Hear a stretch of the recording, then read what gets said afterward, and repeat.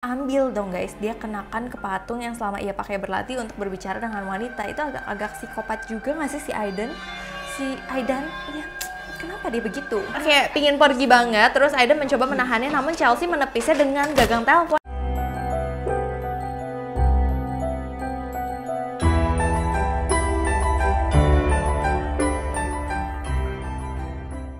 Halo guys, welcome back to my channel. Perkenalkan nama aku Syera Antoinette. Hari ini kita akan nge-review film yang serem banget.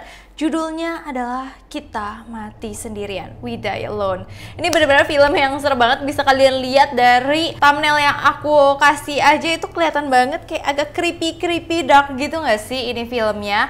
Langsung aja kita mulai. Pertama-tama aku mau kasih tahu dulu ini film tuh tentang apa ya guys. Film horor ini disutradarai oleh Mark Wright, bercerita tentang Aiden. Aiden itu semua kayak seorang pemuda yang terperangkap dalam kesepian. Jadi si Aiden itu kayak jomblo terus guys. Dia itu kayak nggak terlalu berani mengalami cinta, tetapi dia itu sering banget kayak ngeliat-liat terus situs kencan. Pokoknya dia tuh pingin pacaran, tapi tuh dia takut juga gitu guys. Sementara dia punya rekan kerja yang bernama Elaine, itu tuh sering memberikan nasihat, mendorongnya. Tapi kayaknya tuh si Elaine tuh ada rasa-rasa suka ke si Aiden. Terus kenapa semuanya menjadi serem setelah ada kedatangan orang baru ini guys? Ini benar-benar kalian harus nonton sih karena serem banget. Oke, kita langsung masuk aja ke scene yang pertama. Nah, di sini seperti biasa Aiden ini akan berusaha untuk kencan dengan perempuan, tapi itu di situs kencan gitu guys. Jadi kalau misalkan kalian nggak tahu situs kencan yang luar negeri, anggap aja Tinder gitu ya guys. Terus dia itu telah bersiap, dia kayak berlatih gitu lama untuk menunggu momen-momen kencan ini karena selalu kayak nggak berhasil gitu guys. Tapi lagi-lagi ia melakukan hal yang membuatnya kehilangan kesempatan untuk berhubungan dengan seorang wanita. Jadi di hari semestinya si Aidan itu berkencan dengan wanita tersebut, Aidan itu malah nggak datang dan membuat si wanita tersebut meninggalkan pesan suara atas kekecewaannya dia. Kenapa si Aidan tuh malah nggak datang?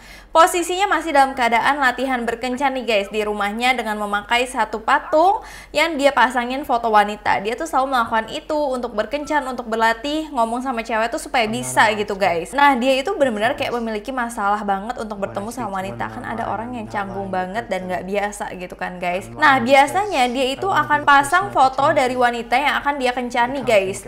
Dia jadi misalkan lagi mau kencan sama wanita A, ya diganti itu fotonya A, B, C seperti itu guys. Nah terus dia itu tidak memiliki keberanian untuk bertemu dengan seseorang dan memikat mereka sama sekali. Jadi dia kayak ya udah bermainnya dengan patung doang gitu.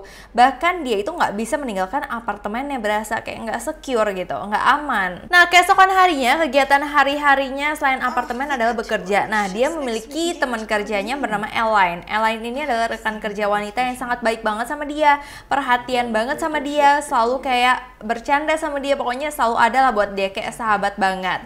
Tapi dia tuh suka yang kayak si Elaine tuh kayak, kok lu nggak terbuka sih soal percintaan lu, seperti itu guys.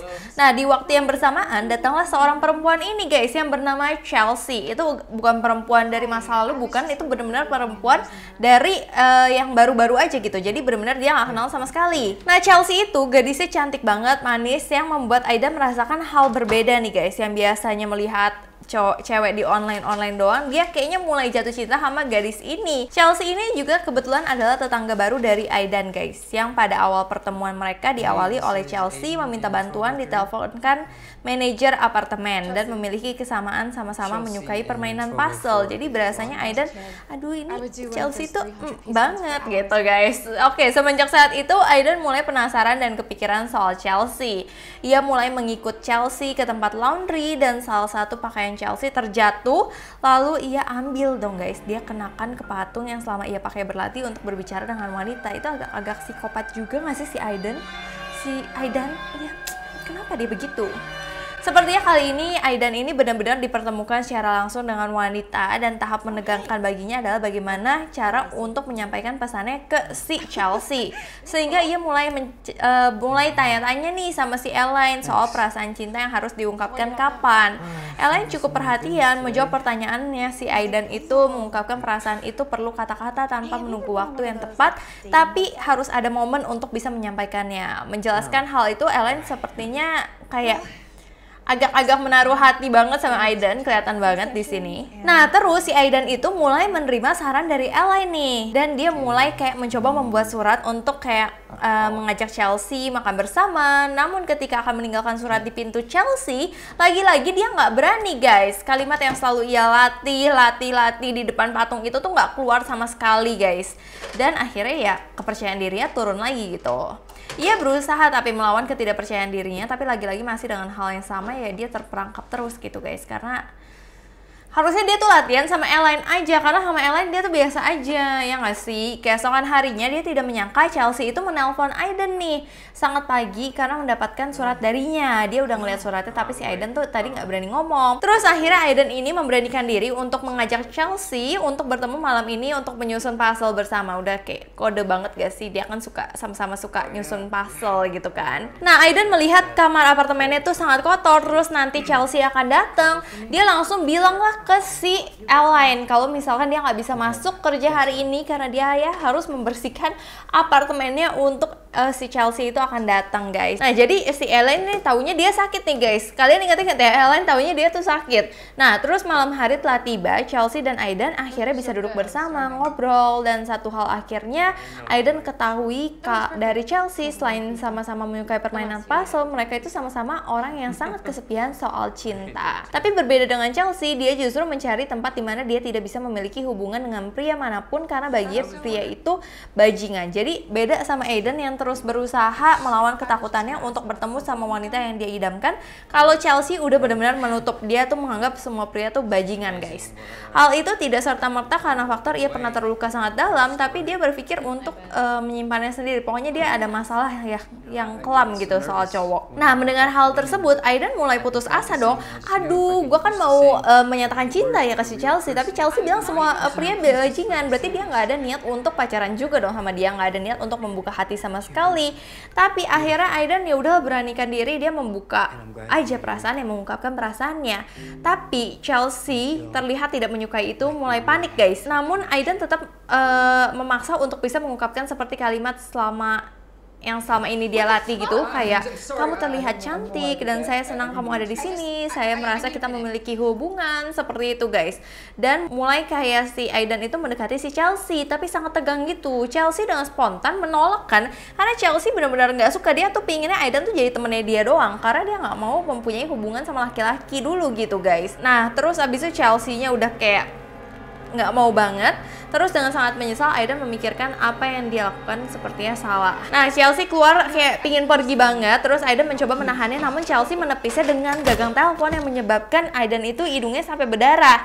Tanpa berpikir panjang, Chelsea itu bukan merasa kasihan, tapi Chelsea langsung mengambil teleponnya Aiden dan menggebuk kepalanya Aiden sangat keras berkali-kali sampai Aiden itu udah nggak sadarkan diri. Di sini sebenarnya Chelsea itu masih ada rasa penyesalan, namun terpaksa ia melakukan ini karena tidak sama sekali terpikir gitu kalau misalkan Aiden akan melakukan sesuatu yang di luar rencana. Dia tuh pinginnya temenan doang sama Aiden. Dia pikir Aiden itu adalah pria yang berbeda dari apa yang dia takutkan gitu. Nah, terus saat Chelsea lagi mengikat Aiden, dia tuh lagi ikat si Aidennya itu mau dia umpetin gitu guys. Tiba-tiba terdengar suara ketukan pintu dari luar. Ia mulai panik dan menyembunyikan tubuhnya si Aiden. Entah apakah sudah menjadi jasad atau belum ya guys ini.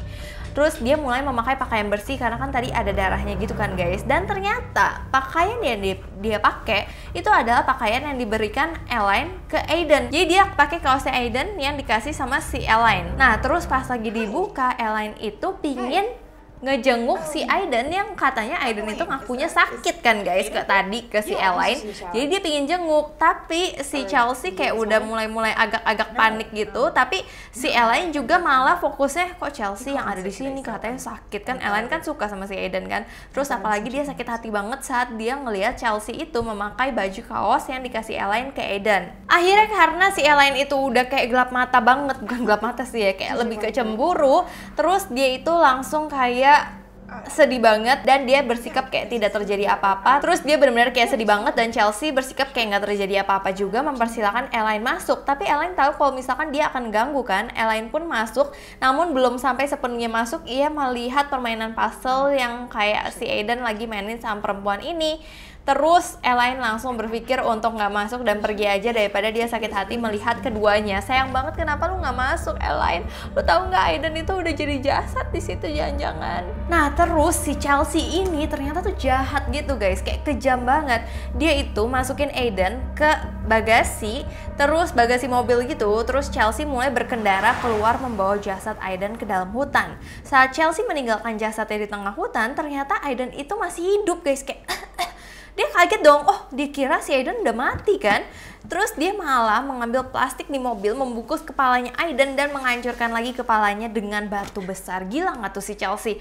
Pengalaman apa sih Chelsea yang bikin lu sampai kayak gitu banget gak sih? Terus katanya Chelsea ini melakukan ini karena tidak punya pilihan. Dia merasa harus melindungi dirinya sendiri dengan tidak terlibat dengan perasaan. Jadi supaya dia nggak mau merasakan cinta lagi, dia bunuhlah si Aiden. Kenapa nggak lu pergi aja, lu udah tolak aja selesai gitu. Kenapa harus bunuh orang gitu?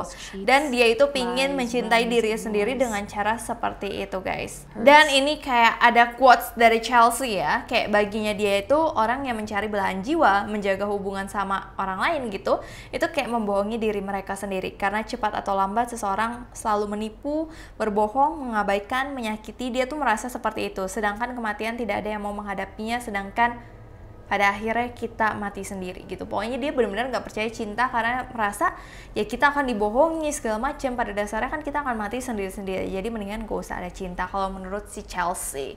Agak psikopat banget gak sih? Kalau menurut kalian gimana? Kalian boleh komen di bawah ini. Kalau kalian pingin aku bahas soal kayak gini lagi, kalian boleh komen di bawah ini juga. Tinggal kalian bisa kasih link atau kasih film-film yang memang mau aku bahas, atau hal-hal lucu yang mau aku bahas juga. So, sekian dulu dari aku. Sebelumnya aku minta maaf apabila aku ada salah kata, salah pengucapan, salah sesuatu yang tidak berkenan di hati kalian. Aku minta maaf sebesar-besarnya. Terima kasih kalian udah nonton video ini. Sampai jumpa!